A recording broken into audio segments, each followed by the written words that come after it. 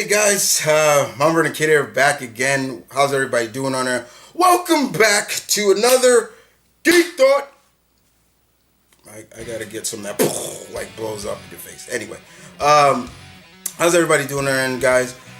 Today, guys, I'm here to talk about something that the director of the last two Spider-Man movies, Jon Watts, has said and gone on record about. And I really wanted to touch on it because it involves one of my favorite Spider-Man villains of all time. My favorite, even before the Green Goblin. Yeah. So if you pack members know me, y'all know who I'm talking about. If you don't,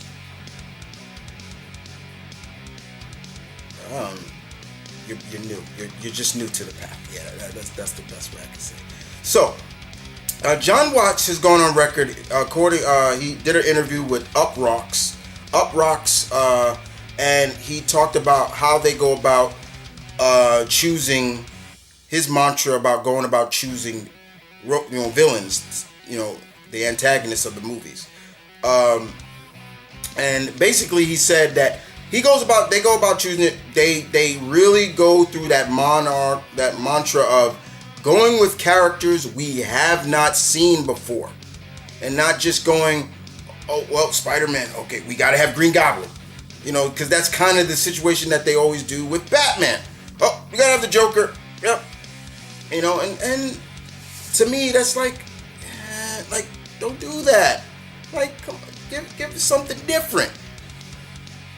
Over the years of all the Spider-Man movies we have seen Green Goblin, we have seen both Green Goblins. We have seen Sandman. We have seen Doc Ock. We have seen Venom. We have seen the Lizard. We have seen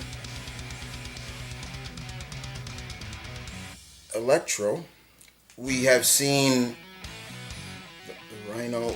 And you're noticing kind of how, like, mono my voice is getting now, because after a while, the portrayals of the villains of my favorite of this rogues gallery, this beautiful rogues gallery, performance-wise, sucked. I love Paul Giamatti, but I hated his Rhino. Stupid. I hate Mech Rhino. I hate that. I hate when they make him Mecha. So yeah, we've seen different versions out of all of. Let's say, we'll start with Raimi's run. The best villain to me out of that, I know people will say, oh, Willem Dafoe was the best. Not in my book. Alfred Molina's Doc Ock was far better. Far better. I loved his portrayal as Doc Ock. It was beautiful. It was great. So, yeah. And then, of course, out of, the Amazing Spider-Man run, the actor who played Kirk Connors, he was not bad. The Lizard wasn't that bad, but it was just like, it could have been better. Jamie Foxx's Maxwell Dillon, aka Electro, just no. And I like Jamie Foxx, but no. And I just talked about, and I'm not even going into detail of, Venom. But Thomas Ian Church, who played Flip Marko, aka Sandman, he was good. Now come to the MCU, Michael Keaton killed it as the Vulture. He was great. And to think that was going to be a villain in Sam Raimi's fourth movie, and John Malkovich was going to play it, and he was going to have a sidekick called the Vulturous.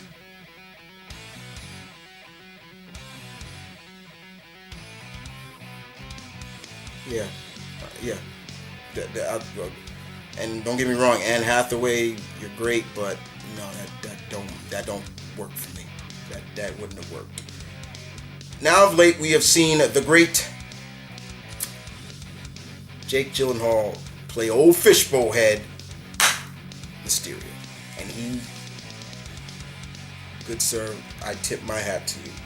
You did a masterful job as Quentin Beck, and we have seen kind of Beck before. But not as Mysterio himself. So it was great. It was good. But Jon Watts has said for the third movie, he would want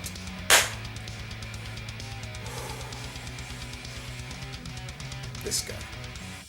That is right, ladies and gentlemen. Kraven the Hunter. Sergei Kravenov. Kraven the Hunter. My favorite, all-time number one favorite Spider-Man villain. I love Kraven. I love this character so much. To me, everybody says, yeah, Norman Osborn has done more vicious things and screwed with Peter's life. And then, yeah, you gotta believe it. Yeah, it's true. But Kraven is probably Peter's most deadliest. Anytime they bring Kraven back in the comics, I am so freaking pumped. I'm like, yeah, like, woo, yes, like, come on, you know, because they don't just throw him out as much. When he's involved in something, it's a meaningful story, and I love that. But with the ending of Far From Home, this would be a very interesting deal to do Kraven. And more importantly, his half-brother is already in the movies. If you know who his half-brother is, fellow Spidey fans, you know who I'm talking about. Yes, I'll give you a hint. His real name begins with the D. And I don't mean, you know what. Pause on that. Anyway, I love the idea of that. I think that is a brilliant idea to bring Kraven in. Because for me, guys, if they're gonna go Norman Osborn, I still want more build. Because to me, I want Tom Holland to keep playing this character for a long time. I want to see Peter grow from going from teenager, high school years, to college, to the hero now that we see now. You know, from young man to a man. You know, I want to see that. We haven't seen that in the MCU movies. We haven't seen a character grow from what we have, but I'm talking about in the same concept of how we saw Harry Potter grow. All the kids from Harry Potter grow in talent, age, things like that. I want that. I want that. And Kraven here would be an interesting take and love for, because I, for one, want Kraven. I want that character in here. I want to see him. Who could they get? For years, I used to say Gerard Butler. Just get him to play. Get him back in his Leonidas look. Then also, who else has come to mind? Scott Adkins has come to mind, especially when he plays his role in Boyka. How big and jacked up he looks like Kraven. I'm like, he looks like Kraven. Like, because I want Kraven, if they do go with Kraven, I want Kraven to be a veteran. Like, I want him to be grown. I want him to be a veteran. I want him to be very serious.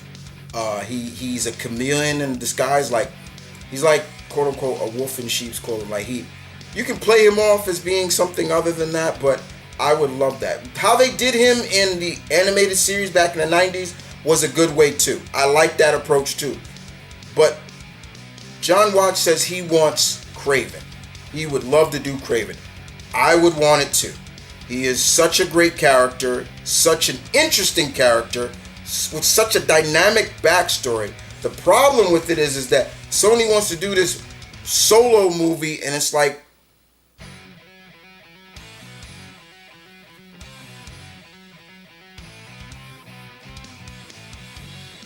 stick with the animated stuff, Sony.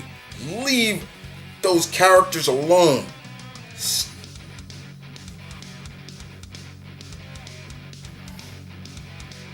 But what say you guys?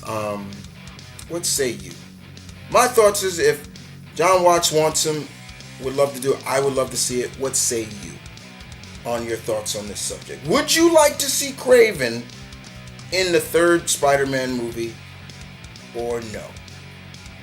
I leave you to think about it, my pack. I leave you to leave your comments in the section down below. I leave you with me saying once again this. Peace, one love, stay tuned, keep it real as always. And yes, I said it, and I'll make sure I say it again. Kraven is my number one favorite Spider-Man villain above Green Goblin. Y'all take care.